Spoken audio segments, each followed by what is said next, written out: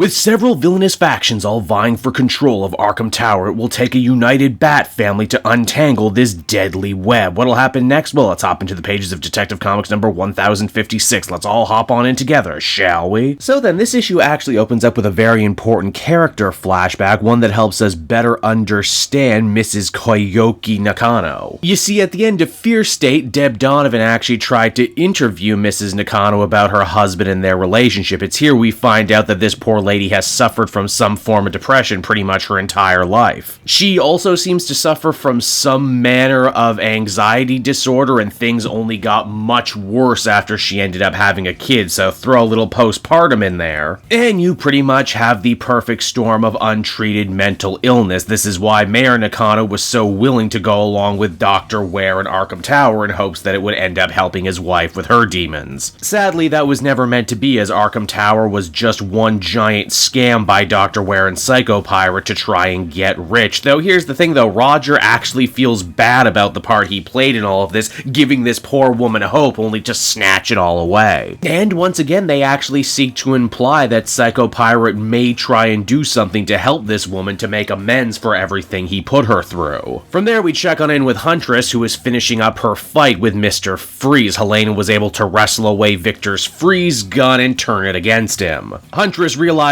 that she's going to have to go rescue Nightwing and pretty much everyone else in the building, and that a lot of this is falling on her shoulders now. She's basically John McClane in Die Hard, and I love that image. We also see that Stephanie Brown has spirited away all the normal, non-criminally insane patients of Arkham Asylum and is making it her mission to protect them, and I gotta say, it's nice to see. In a story that's been all about mental illness and institutional corruption, it's nice to know Tamaki remembered that these other poor patients are caught in the middle of all of this just like the heroes are. Speaking of caught in the middle, what happened to Dr. Meridian? Well, she got tied up by the ringleaders of this riot, and as we join her, she ends up getting found by members of the Party Crashers gang. It seems that the Crashers have decided to start working with the rebel inmates of the asylum because, yeah, okay, they don't actually have a great reason as to why they've decided to join with them. They wanted to punish Ware, but now Ware is dead, so they basically have no reason to be here anymore. I mean, I guess if we wanted to headcanon this, Scarecrow basically took over the riot at the end of the last issue, and a bunch of the Party Crashers were henchmen before they became Party Crashers, so once a henchman, always a henchman. Meridian actually ends up getting saved by that fake Harley who we've seen all throughout this series, only wait, are you ready for the twist here? This fake Harley was actually always the real Harley. And if you ask me, this is actually super clever for two reasons. One, I think it's very smart of Harley to go undercover as her less like New 52 counterpart, knowing that no one would ask any questions. And two, ever since the Tynan run, Harley has basically been an extended member of the Bat family, and as we discover, yeah, Harley has been in contact with Oracle this whole time. In fact, if we want to go back even further, there was a whole backup story that involved Batman and Harley getting involved with Arkham Tower while it was still being constructed, so yeah, this all checks out. Round of applause for all of it connecting. Harley's turn surprises even Huntress as she runs past her trying to find the security room so she can smash up the computers and hopefully bring down the gates that are keeping the cops and the other members of the Bat family out, though Huntress says that maybe Harley shouldn't just smash stuff willy-nilly. For all they know, Ware rigged the place to explode. And you know what? The surprise 11th hour cameos aren't done yet, because out of the blue, Tim Drake ends up showing up. Yeah, sure, why not? Robin, why wasn't he involved in the story up until this point? He's Gotham-centric, he's a member of the Bat family, he might as well be here, why not? Now, what exactly does Scarecrow want now that he's basically declared himself captain of this quickly sinking ship? Well, he wants to stick the screws to Nakano a little bit, blaming him in part for his failure during the events of Fear State. He also just kind of wants to kill Nightwing because he thinks it would be a good thing to do right about now. Yeah, much like the Party Crashers, Crane really doesn't have a good motivation for doing what he's doing, but hey, it's a riot, everyone's just trying to get their stuff in while they can. For a second there, it looks like Dick Grayson may just join Dr. Ware as street pizza on the pavement down below, but luckily he's saved at the last minute by Batman. Yeah, that's right, Batman had finished his international journey in the last issue of the Joshua Williamson book, meaning he's back just in time to make the save here. And honestly, I'm not gonna lie, I'm a little disappointed by this turn of events. I liked Shadows of the Bat because it focused on all the other members of the Bat family, showing they didn't need Batman Batman to get the job done, yet here he is at the last moments. As the comic comes to a close, Anna Volson, the original serial killer for this storyline, tracks down Mrs. Nakano and Psycho Pirate in their little hidey hole. She opens fire on them, and as the comic ends, you don't know which one she killed. And so that was Detective Comics number 1056, everybody, and overall I thought it was an issue with a lot of highs, but also a lot of lows, too. I love the extra characterization given to Nakano's wife and Psycho Pirate. I love how smart and unexpected the Harley twist is. It's totally an idea someone with her messed up mind would concoct. I even like Tim Drake Robin getting involved too, making it sure that Shadows of the Bat really did involve every member of the Bat family possible. But there's also a few other small creative choices that I can't help but feel undercut the story in some major ways. Batman showing up like he does to pull the team's bacon out of the fryer, I feel really does kind of go against everything this story has been doing.